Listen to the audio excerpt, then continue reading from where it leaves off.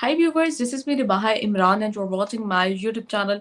Viewers, सबसे पहले channel को सब्सक्राइब करें, वीडियो को लाइक करें, शेयर करें और बेल आइकॉन ऑन करना मत भूलिएगा क्योंकि आज हमें ज्वाइन किया है पाकिस्तान से मुजफ्फर चौधरी ने और इंडिया से हमें ज्वाइन किया है डॉक्टर अभिषेक मिश्रा जी ने। दोनों ही किसी तारुफ की मोहताज नहीं है। Thank you so much Muzaffar भाई कि आपने इतने दिनों बाद हमारे व्यूवर्स के लिए टाइम निकाला और डॉक्टर साहब आपका भी बहुत शुक्रिया। जी, बहुत-बहुत धन्यवाद और आप सभी को मेरी तरफ से रमज़ान की बधाइयाँ और जैसे हमारे यहाँ कहते हैं रमज़ान की राम-राम। तो आशा करते हैं कि आप लोग अपना वो जो है रोज़े इफ्तार अच्छे से कर रहे होंगे और आपके सब परिवार को बहुत-बहुत बधाइयाँ। जी, बहुत शुक्रिया रिबाहा, थैंक यू। मुजफ्फर भाई इतने दिनों बाद आज आप आए हैं, कैसा फील हो रहा है? नहीं, मैं बीच में 1-2 दफ़ा आया था। मेरे एक्चुअली बहनोई है रहीम यार खां में, उनकी डेथ हो गई थी, इस वजह से उधर पहले बीमार थे, हार्ट अटैक हुआ और उसके बाद में उनकी डेथ हुई, तो इस वजह से नहीं आ सका। और आज से स्टार्ट है दोबारा से आपके चैनल से ही। शुक्रिया आपका, थैंक यू। हम यही चाहते हमारी हैं भी कंडोलेंसेस मुजफ्फर भाई and we truly missed you. आपको बहुत मिस किया, हम लोग जेन्युइनली मिस किए and it's a pleasure to see you back in action. आज हम जिस टॉपिक पर बात करने जा रहे हैं बेसिकली टॉपिक बहुत ज़्यादा इंटरेस्टिंग है क्योंकि हम 2 से 3 टॉपिक्स पे बात करेंगे। सबसे पहले तो मैच के हवाले से, चैंपियन ट्रॉफी के हवाले से बात करेंगे और चैंपियन ट्रॉफी की अगर हम बात करें तो ऑस्ट्रेलिया और इंडिया का सेमीफाइनल मैच होने जा रहा है, इस पे बात करेंगे और उसके साथ-साथ पाकिस्तान जो है अब स्पेस में नज़र आएगा आप सबको, इस पे भी हम बात करेंगे और उसके साथ-साथ हमारे शहबाज शरीफ जो प्राइम मिनिस्टर है उन्होंने भी एक स्टेटमेंट पास की कि वो जो है इंडिया को पिछाड़ कर रहेंगे या इंडिया को बीट कर देंगे। ये सारी चीज़ें आज हम जो है वो डिस्कस करेंगे। तो आगाज़ हम करते हैं डॉक्टर साहब से। डॉक्टर साहब, हम मैथ से आगाज़ करेंगे, न्यूट्रल मोड से स्टार्ट करते हैं, लाइट एंड मोड से स्टार्ट करते हैं। तो क्या कहेंगे आप मैच को देखते हुए, इंडिया वर्सेस ऑस्ट्रेलिया का मैच हम आगे आने वाले टाइम में देखेंगे, क्या लगता है कि कौन-सी टीम जीतेगी? वैसे तो जो है ये भी मतलब सारे एशिया के लोग अब इंडिया को सपोर्ट कर रहे हैं, पाकिस्तानी लोग भी इंडिया को ही सपोर्ट कर रहे हैं क्योंकि वो कह रहे हैं कि एशिया में आनी चाहिए ट्रॉफी, चैंपियन ट्रॉफी, और या फिर कोई अंग्रेज जो है उसको उड़ा-उड़ा के ले जाएगा। क्या कहना चाहेंगे आप इस ट्रॉफी के हवाले से? जी, पहले तो मुझे नहीं लगता कि आप सही कह रही हैं। मैंने तो सारे पाकिस्तान टीवी चैनल पे देखा, वो तो ये मना रहे हैं कि इंडिया का बट्टा बैठ जाए और इंडिया हार जाए और उसके बाद जो है वो ले जाए। आप तो अलग ही गंगा बहा रही हैं रिबाहा जी। खैर, समझ सकता हूँ मैं आपका भावना हम लोग के प्रति। तो देखिए भाई, हमारी तो एक ही पहचान है, ये मिट्टी हमारी शान है, हमारी जान है और हमारी पहचान है। तो हम तो भारत माता के संतान हैं, यहीं आए हैं, इसी में चले जाएंगे। तो यस, मुझे पूरा ये इस बात का भरोसा है कि भारतीय टीम बहुत अच्छा खेलेगी। रोहित शर्मा और उनकी टीम अभी तक बहुत अच्छा क्लिनिकल परफॉर्मेंस दिया है उन्होंने, आगे भी वो देते रहेंगे और एक अच्छा गेम देखने को मिलेगा। जो भी टीमें खेले वो जीते, मे द स्पोर्ट्स विन, यही हमारी कामना रहेगी। अगर इंग्लिश खेले, ऑस्ट्रेलिया खेले, वो जीते तो भी अच्छा है। भारत जीत खेले, वो जीते तो भी अच्छा है। मेरी तो बीइंग एन इंडियन तो मैं थोड़ा बायस तो रहूंगा कि इंडिया जीत जाए, वरना मेरा मन दुखी हो जाएगा। But being a sports enthusiast, sports जीते, स्पोर्ट्स रहे और हमें अच्छे प्लेयर्स को देखने का मौका मिले और हम इस गेम से एंटरटेन हो और हम 8 घंटे के लिए अपने सारे दुख दर्द भूल करके और इसको एंजॉय करें। यही मेरी कामना है। देन गो भारत गो। सही हो गया। मुजफ्फर भाई, आप क्या कहना चाहेंगे? इंडिया वर्सेस ऑस्ट्रेलिया का सेमीफाइनल होगा, इस बार बाजी चैंपियन ट्रॉफी कौन ले जाएगा? आप क्या कहेंगे बिंगा पाकिस्तानी? देखिए, जब चैंपियन ट्रॉफी शुरू नहीं हुई थी तो बड़े एक्साइटेड थे हम सारे पाकिस्तानी और कि जी पहले तो ये था कि इंडिया की टीम पाकिस्तान आएगी नहीं आएगी, ये ऐसे होगा वैसे होगा, क्या होगा, ये खेल चलता रहा है। फिर पता चला जी इंडिया की टीम नहीं आ रही और वो दुबई के अंदर मैचेस होंगे न्यूट्रल वेन्यू के ऊपर। फिर ये था कि चलो पाकिस्तान इंडिया का मैच तो होगा कम से कम, वो मैच भी हार गए हम और उसके बाद में न्यूजीलैंड से हार गए। बांग्लादेश वाला मैच वैसे बारिश की वजह तो पाकिस्तान टीम आउट हो गई।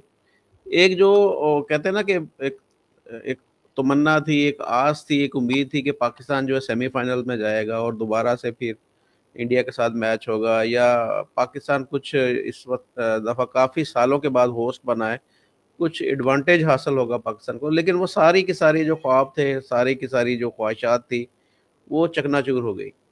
तो इंटरेस्ट ही ख़त्म हो गया। यकीन माने, ये अब सारे यूट्यूबर्स इसके ऊपर वीडियोस तो बना रहे हैं कि भारत की जीत के ऊपर, और ये सारी हैं चीज़ें।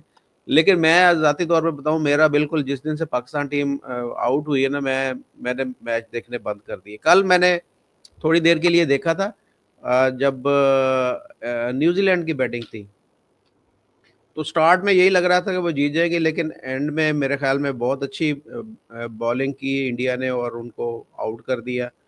और यही जो हमें नज़र आ रहा है कि इंडिया की, देखें, दोनों चीज़ें इस वक्त जो है ना, बैटिंग भी बहुत अच्छी जा रही है, और अगर किसी मैच के अंदर बैटिंग ज़्यादा अच्छी नहीं जाती, जो मेरे ख्याल में 250 स्कोर को डिफेंड करना बहुत ही एक मुश्किल काम था कि जो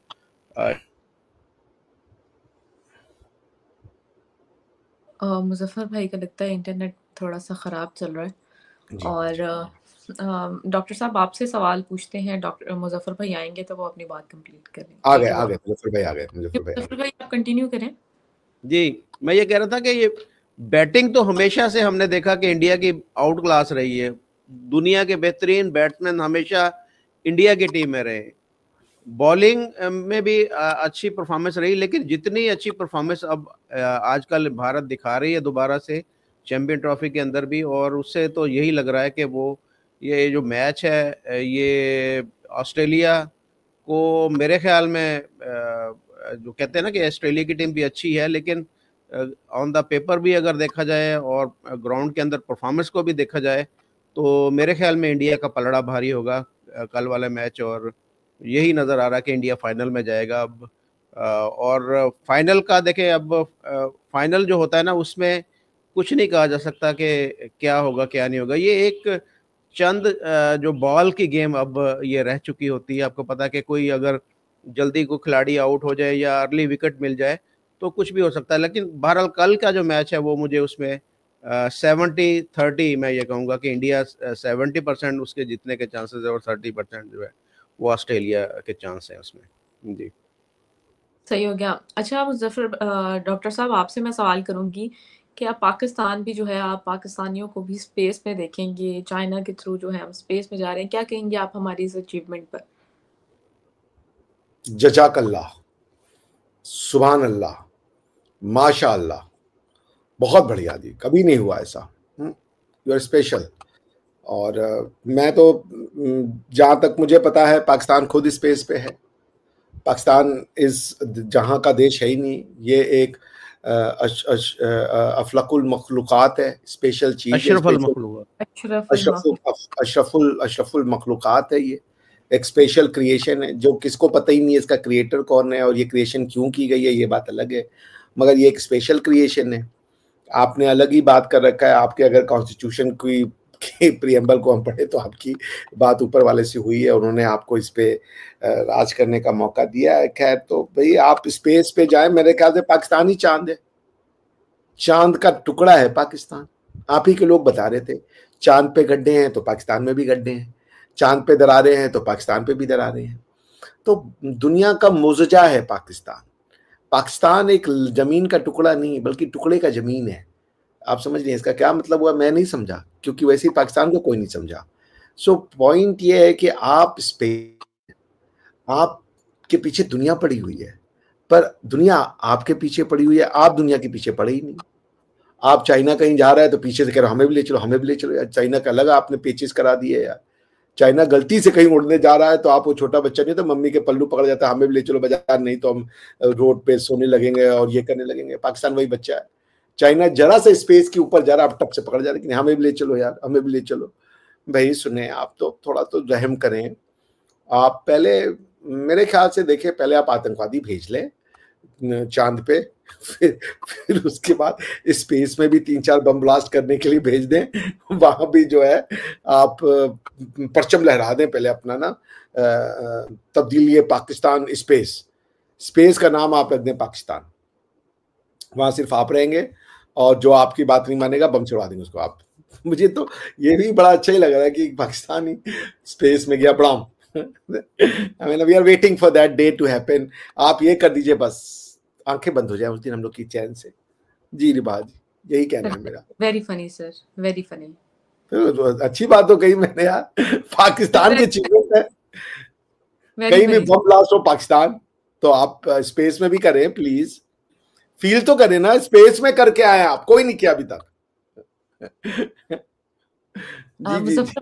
मुजफ्फर भाई आपसे बात करूंगी कि जहां पर इंडिया पाकिस्तान और चाइना की दोस्ती बढ़ती हुई नजर आ रही है, वहां पर गवादर पोर्ट में भी देखा जा रहा है कि पाकिस्तानियों ने एक डोंकी के मीट की जो है फैक्ट्री ओपन की है चाइना के लिए, ताकि चाइना को जो है एक्सपोर्ट किया जाए। क्या कहना चाहेंगे आप इसको देखते हुए? कोई भी बिजनेस है तो उसको मेरे ख्याल में करना चाहिए। अगर डोंकी का मीट मैं समझा नहीं, ना ही मैंने ये न्यूज़ देखी है, इसके बारे में मैं पढ़ के ही बता सकता हूँ, लेकिन ये है कि जी वहां पे ये ओपन किया गया है, क्या ओपन किया गया है? फैक्ट्री ओपन की गई है चाइना कह रही हूँ, चाइना के मीट कह रही हूँ, डोंकी के मीट वहां पे। नहीं, फैक्ट्री में डोंकी के मीट उगाया जाएगा जमीन में, या फैक्ट्री लगाई जहां पर गोश्त बनेगा वो? गोश्त बनेगा। अरे बाबा, चाइना के लिए सप्लाई होगा मीट, उसके लिए डंकी लाए जाएंगे बलूचिस्तान में, वहां कटेंगे, सील पैक होंगे और चाइना के मार्केट में बिकेंगे। तो you have got a new industry, गधा इंडस्ट्री। अच्छा, नहीं मेरे नॉलेज में ये न्यूज़ नहीं है, मैं पहले देख लूं फिर इसके ऊपर मैं बात करूंगा। चलिए ठीक है, आप फिर इस पे तब भी बात कर लीजिएगा। लेकिन अगर हम बात करें पाकिस्तान के अचीवमेंट के हवाले से, तो उस पर आप क्या कहना चाहेंगे? इस बारे में पाकिस्तान की अचीवमेंट हो गई ना, स्पेस में जा रहे हैं आप लोग चाइना के साथ। हाँ हाँ क्या बिल्कुल। भाई, आप तो ऐसे न थे। मुजफ्फर भाई आप फारिग हो गए? नहीं फारिग नहीं हो गया मैं। आप देखें ना, जो न्यूज़ मेरे पास कोई रेफरेंस ही नहीं, ना मुझे पता है कोई खबर के बारे में, रिबाहा क्या जी अपने खबर है आप क्या में एक न्यूज सेंटर है। रिबाहा जी ने बोल दिया वो न्यूज है। एक है बीबीसी, दूसरा है रिबाहा बीबीसी। आप समझ रहे हैं? रिबाहा बीबी न्यूज कॉर्पोरेशन जो है वो अलग ही चल रहा है। नहीं मैंने देखे ग्वादर के अंदर मैंने कोई इस तरह की खबर नहीं पढ़ी, मैंने नहीं देखी इस तरह की खबर के वहां पर फैक्ट्री लगी है जहां पर डोंकी का मीट जो है वो एक्सपोर्ट किया जाएगा।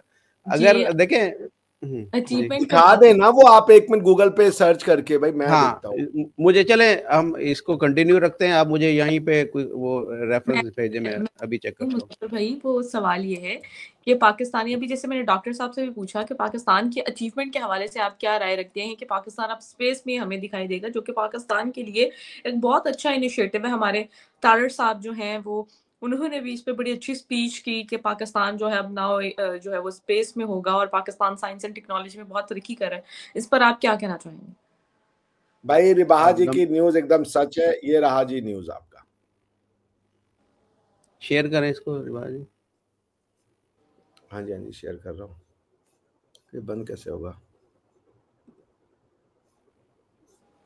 और जी ये क्या हो गया? Pakistan opens first donkey slaughterhouse in Gwadar to meet Chinese demand, reports.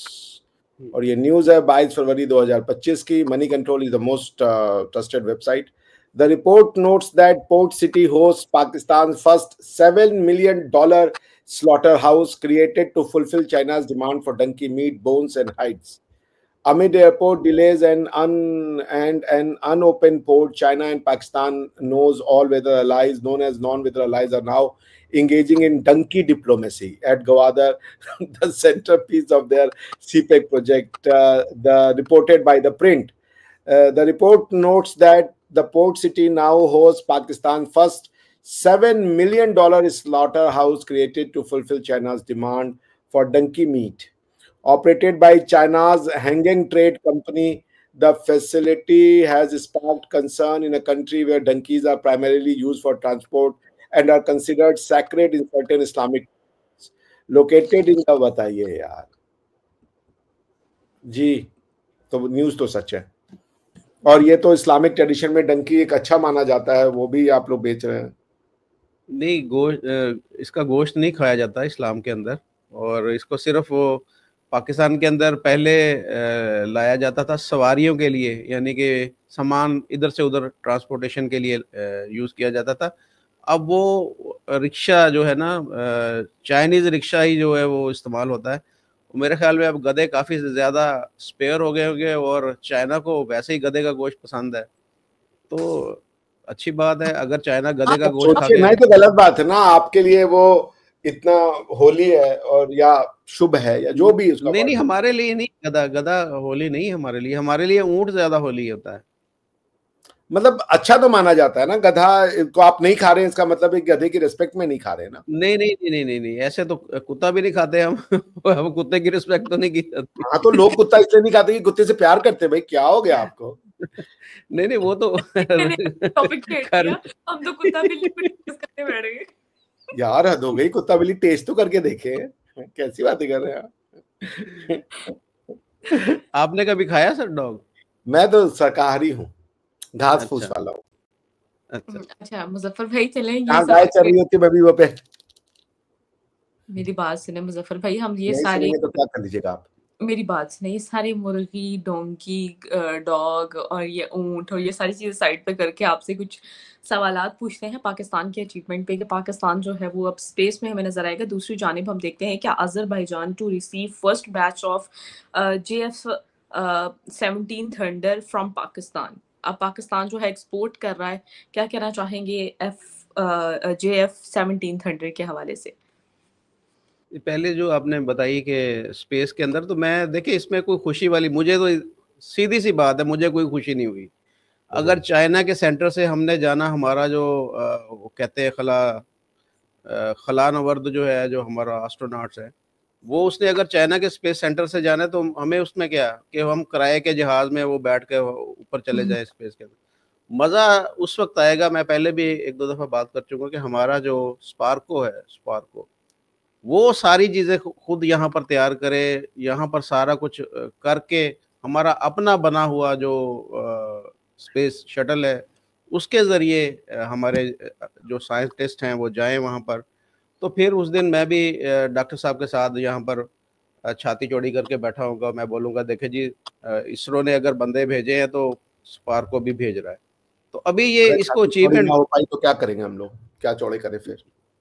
भाई देखे ना, अचीवमेंट है ना, फिर अचीवमेंट होगी ना जिस दिन स्पार्को का अपना स्पेस शटल होगा, अपना स्पेस मिशन होगा, तो फिर वो मज़ा तो अब तो हम वो किराए के कहते हैं कि वो चीज़ों में जा रहे हैं, सारा कुछ चाइना का बना हुआ, सारी टेक्नोलॉजी उसकी है, हमारा सिर्फ वो बंदा बैठ के चला जाएगा। तो मैं इसको उस हद तक अचीवमेंट नहीं मानता जिस हद तक होनी चाहिए, और वो मैं चाहता हूँ कि पाकिस्तानी जो इदारा स्पार्को है उसको आगे बढ़ना चाहिए, उसको अब कुछ काम करके दिखाना चाहिए। हालांकि इसरो से पहले बना हुआ स्पार्को, अगर उसकी हिस्ट्री देखी जाए तो स्पार्को जो है वो इसरो से पहले बना हुआ है, लेकिन उसकी जो कारकर्दगी है वो इतनी मुतासर कुन नहीं है कि जितनी होनी चाहिए। और फ्यूचर में देखना चाहेंगे कि पाकिस्तान का भी कोई इदारा इतना तरक्की करे और वो जो है वो कुछ काम करके दिखाए। सही हो गया। अच्छा, अब मुजफ्फर भाई, ये जो हमने JF 17 थंडर को जो एक्सपोर्ट करना शुरू किया है, इस पर आप क्या राय रखते हैं? ये आए थे प्रेसिडेंट इनके जो अजरबैजान के ना, मेरे ख्याल हाँ। में कुछ 6-8 माह पहले की बात है, तो वो ऑर्डर दे के गए थे उसी वक्त।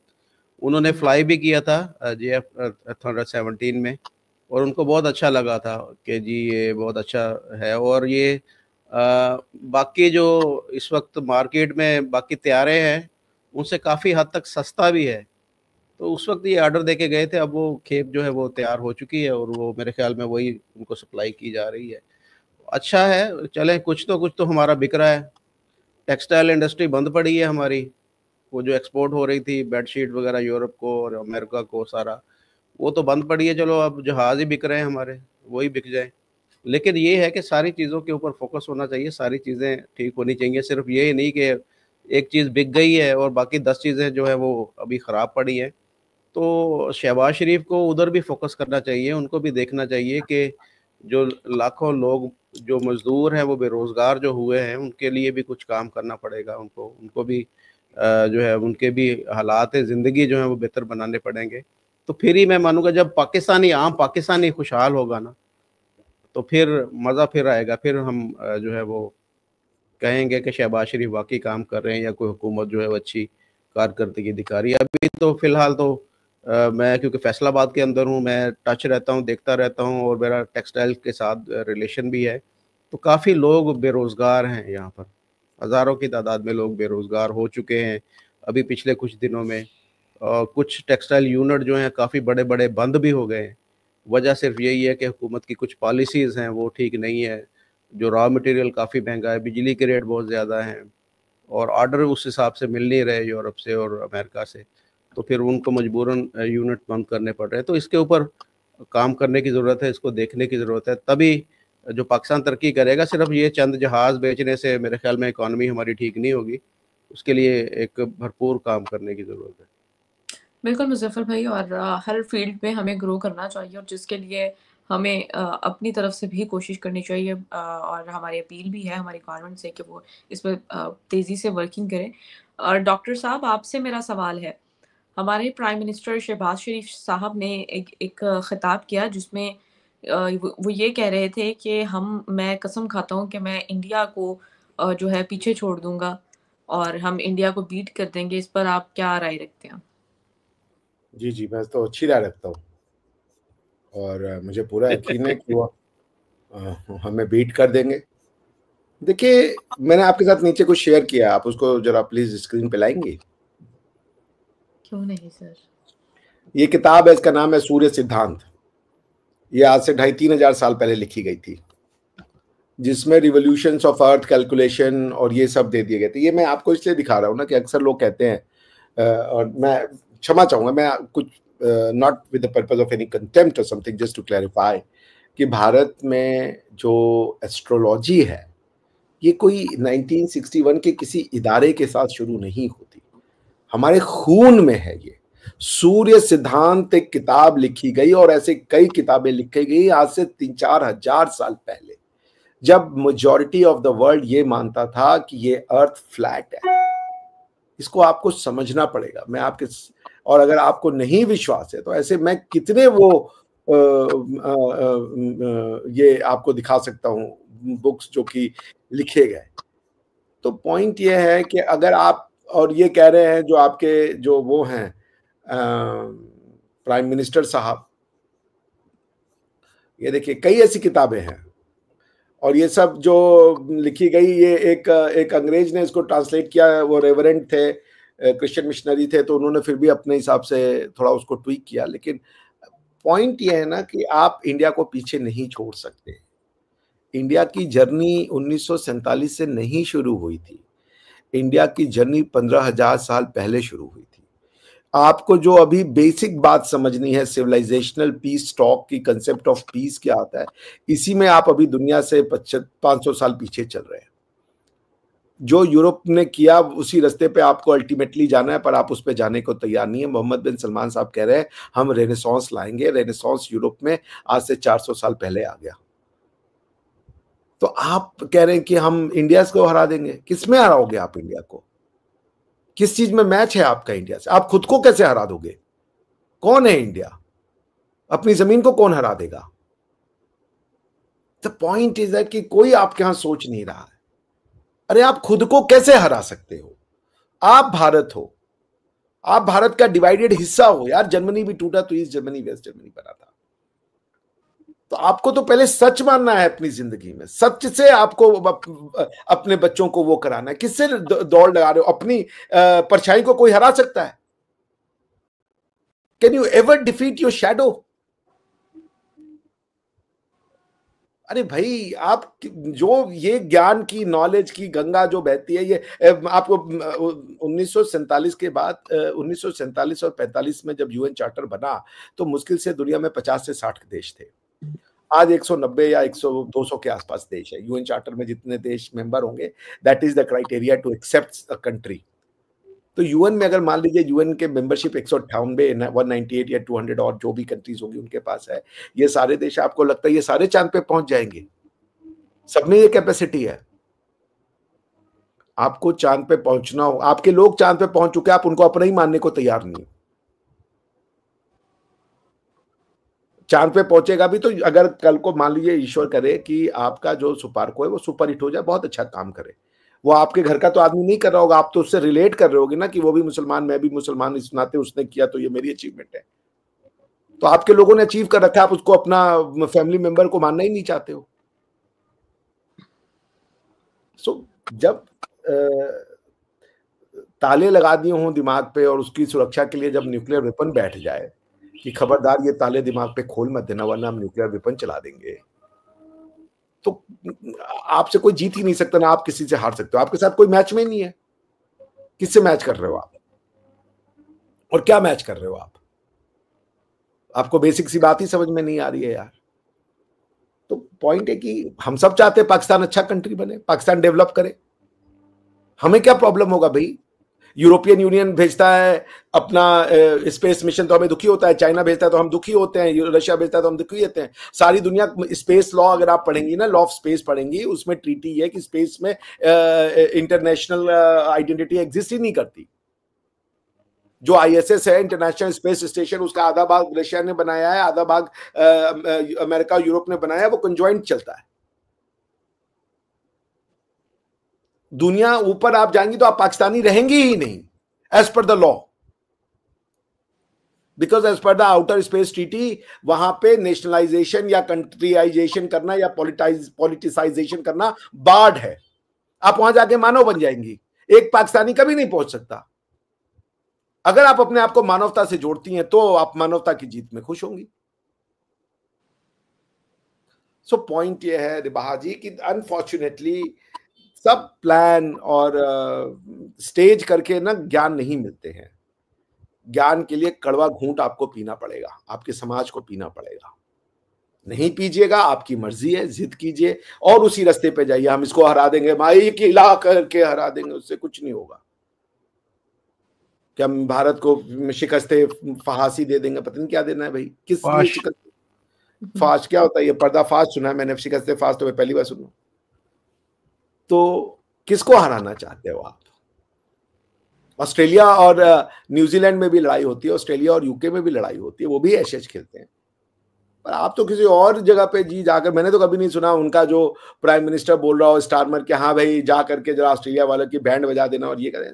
Natural normal game. हम साए नहीं हैं, आप घर का हिस्सा है, पर आप समझ ही नहीं पा रहे हैं। और जिसके हम साए हैं उसको घर समझ रहे हैं आप। देखना यह है कि कब ये दीद खुलेगा, उसी दिन आप चश्मदीद बनेंगे। तब तक आप दीदावर हो करके भी देख नहीं पाएंगे। वाह वाह वाह वाह, डीप बात बोल दी मैंने। चलें मुजफ्फर भाई, आप क्या कहना चाहेंगे इस बारे में, हमारे प्राइम मिनिस्टर शहबाज शरीफ की स्टेटमेंट के हवाले से? देखिए, किसी को पीछा छोड़ देना, ये मैं समझता हूँ कि ये कमाल नहीं है। ये मैं इस स्टेटमेंट से मैं समझता हूँ कि मुझे कम अज़ कम मैं तो इतराज़ करता हूँ कि ऐसी स्टेटमेंट नहीं होनी चाहिए थी।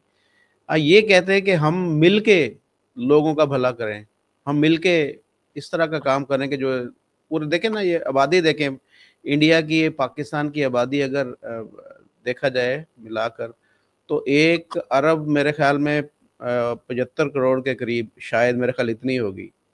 और पूरी दुनिया का शायद ये एक सबसे बड़ा हिस्सा यहाँ पर ये दोनों अगर मुल्क की आबादी को काउंट किया जाए तो है। तो ये कहना ये यहाँ पर ये होना चाहिए था कि हम मिलकर लोगों की फलाह के लिए काम करें, लोगों की तरक्की के लिए काम करें, लोगों की भलाई के लिए काम करें, ये इलाका कैसे डेवलप हो उसके लिए काम करें, किस तरीके से लोगों का मेयार ज़िंदगी जो है वो बेहतर हो सके, किस तरीके से भूख ख़त्म हो जाए, यहाँ से अफलास ख़त्म हो जाए, यहाँ से बेरोज़गारी ख़त्म हो जाए, यहाँ से जो क्या कहते हैं, भारत खत्म हो जाए। नहीं, भारत खत्म किस तरीके आज किस तरीके से यहाँ से जो लोग बच्चे, कितने बच्चे, करोड़ों बच्चे ऐसे हैं इस खित्ते के अंदर जो स्कूल नहीं जा पा रहे, किस तरीके से उनको एजुकेट किया जाए, इसके ऊपर जो है वो बात होनी चाहिए किस तरीके से जो है ये जो बहुत सारे ऐसे मसाइल हैं रिबा पाकिस्तान के अंदर। मैं आपको बताऊं कि जब मैं उन इलाकों के अंदर जाता हूं तो मैं देख के मुझे हैरत होती है कि ये लोग ज़िंदगी कैसे गुजारते हैं, कि जिनकी जो कहते हैं ना, डॉक्टर साहब कहते होते हैं कि मेरे जीने की इच्छा ही ख़त्म हो गई, कि उनके जीने की इच्छा ये होती है कि 2 वक्त की रोटी उनको मिल जाए, बस 2 वक्त की रोटी मिल जाए, ये उनकी जीने की इच्छा है। कभी शायद उन्होंने नए कपड़े पहने नहीं रिबा, उन्होंने कभी पाँव के अंदर जूता नहीं पहना, कभी कोई अच्छी चीज़ खाई नहीं उन्होंने। तो ऐसे लोग हैं, ऐसे लोगों के लिए काम करना चाहिए। ऐसे बोलें कि जी हाँ, हम भारत को पीछे छोड़ेंगे और अपने लोगों को डेवलप करेंगे और भारत भी अपने लोगों को डेवलप करे, ये ऐसे स्टेटमेंट होनी चाहिए थी, तो फिर मैं खुश होता उस दिन। तो बस इसी जो ख्वाहिश है, ये ख्वाहिश है कि काश कि हमारे जो दोनों मुल्कों के प्राइम मिनिस्टर्स हैं कभी आपस में बैठें, मिलें और इस खित्ते की तरक्की के लिए, इन लोगों की खुशहाली के लिए भी बात करें कभी। बहुत शुक्रिया मुज़फ़्फ़र भाई आपका। डॉक्टर साहब आपका भी बहुत शुक्रिया। हम यही चाहते हैं, पीस का मैसेज देना चाहते हैं ताकि दोनों कंट्रीज़ के दरमियान पीस पैदा हो सके। कौन सा और पीस? पीस 2 सर, हैं, अमन। एक है PIECE, एक है PEACE। सर अमन वाला। PIEC उसका मतलब होता है टुकड़े-टुकड़े। Thank you so much sir. Doctor साहब आपका बहुत शुक्रिया। मुज़फ़्फ़र भाई आपका भी बहुत-बहुत शुक्रिया। नेक्स्ट प्रोग्राम तक के लिए आपके हमें सभी परिवार को मेरी तरफ से रमज़ान की वंस अगेन बहुत-बहुत शुभकामनाएँ। Thank you so much sir. मुबारकबाद। आपको भी बहुत-बहुत शुभकामनाएँ, मुबारकबाद रमज़ान की। Thank you so much. Viewers, आप लोग अपनी राय का इज़हार नीचे कमेंट सेक्शन में ज़रूर कीजिएगा। नेक्स्ट प्रोग्राम तक के लिए हमें दें इजाज़त। Thank you so much.